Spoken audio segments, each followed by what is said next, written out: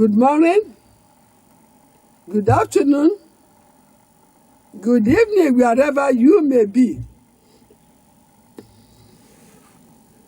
This is Concerned Christians Outreach once again. We am here again to remind you that God says Jesus Christ is coming to take his anointed people to his everlasting kingdom. God sends to you, God sends to me. He wants us to be part of those who will go with Jesus to his everlasting kingdom. Will you be one? You cannot just say yes, my dear listener. They are going to check your record. How do you manage your marriage? How do you manage your home? Even what is happening today in Nigeria even makes it expedient that how you manage your home and marriage should be considered. Because marriage means nothing again. Marriage has lost the comfort.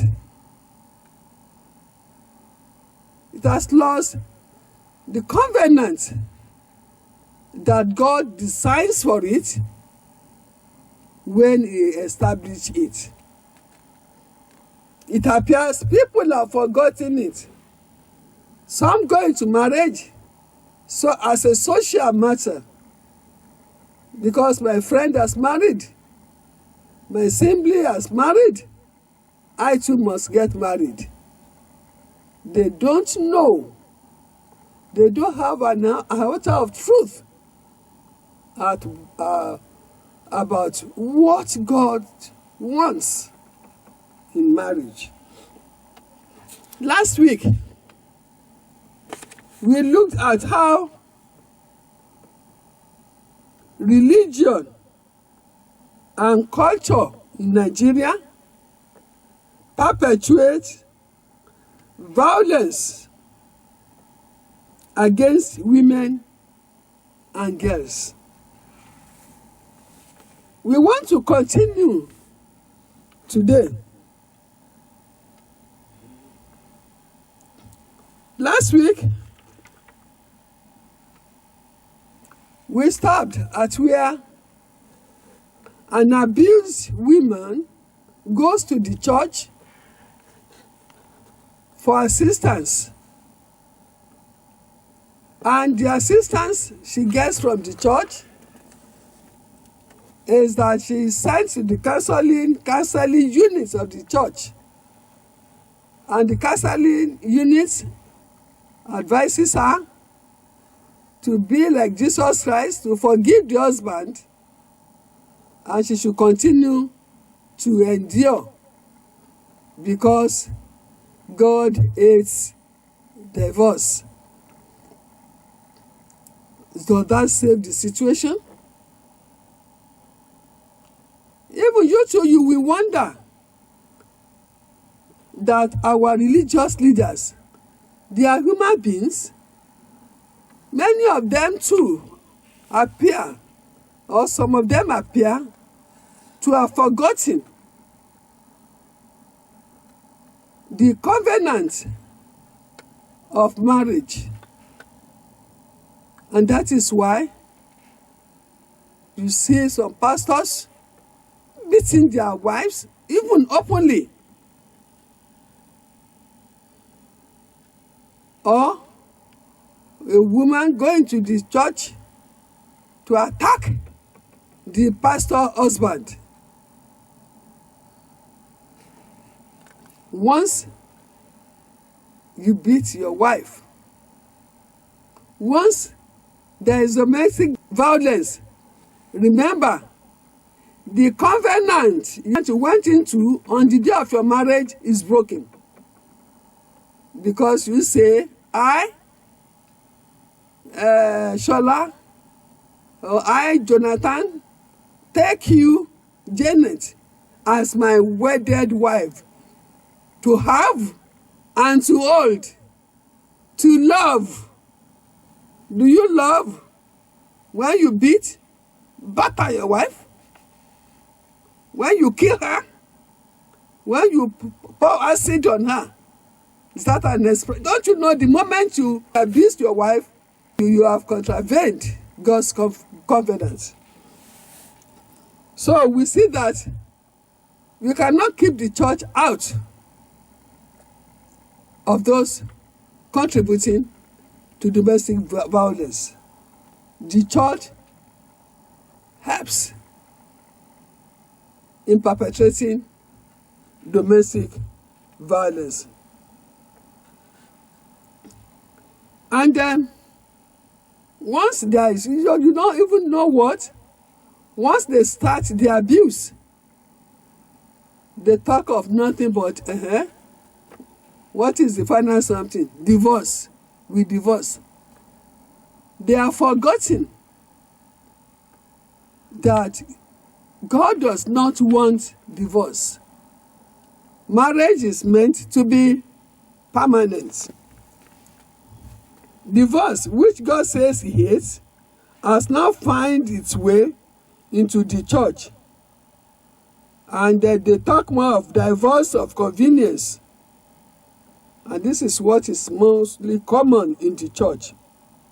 Constantly teaching that God hates divorce without addressing, please listen to this, constantly teaching that God hates divorce without addressing violence is dangerous. If you don't address the cause of the violence, it is dangerous. Stop, you churches, stop saying God hates divorce. God hates. Do go into the cause of the violence. Since it is common to dismiss domestic violence as if it were merely a minor inconvenience, coupled with the stigma that hovers around the topic of divorce, women experiencing intimate partner violence often choose to suffer in silence. Why won't they suffer in silence? When you talk, my husband has beaten me, they will just be laughing at you. They'll be calling you names, calling the woman names. So the woman will say, rather than ridicule myself, why don't I just suffer? And that is in the church. Oh. Even when some women are given the option of divorce, they run away from it because they do not have the financial strength to go through the processes of divorce, as the man is the financer of the family. Also, when they think of poverty that divorce causes, they have no option but to stay in toxic marriages. My dear listeners, do you know another area where women are finding things difficult in decision making? In a bid to ensure that the family remains a unit, our culture, customs, and traditions overburden them. In situations where a woman decides to leave her partner because of domestic violence, you hear statements from people like, you want to leave? What about your kids? What will happen to you? You are going to leave your kids behind? That is what people will be saying. Most people do not even realize that raising a child in a violent home can be detrimental for the child's mental, emotion, and even physical development. The custom of bride price in Nigeria perpetuates domestic violence, where the man says he has a right to discipline his wife because he pays the bride's price in full. You know, we have some areas in Nigeria where the man will work for years, save for years, in order to be able to provide for the bride price. And once he pays it, then the woman becomes his property. A woman is thus treated like a man's property. My dear listeners, we have seen how religion and culture encourage domestic violence in Nigeria. For there to be a vast decrease in the cases of domestic violence in Nigeria, the following points will be listed. It will just be listed for discussion in the next episode. 1. What the steps we should take. The Nigerian government must take proper steps. 2.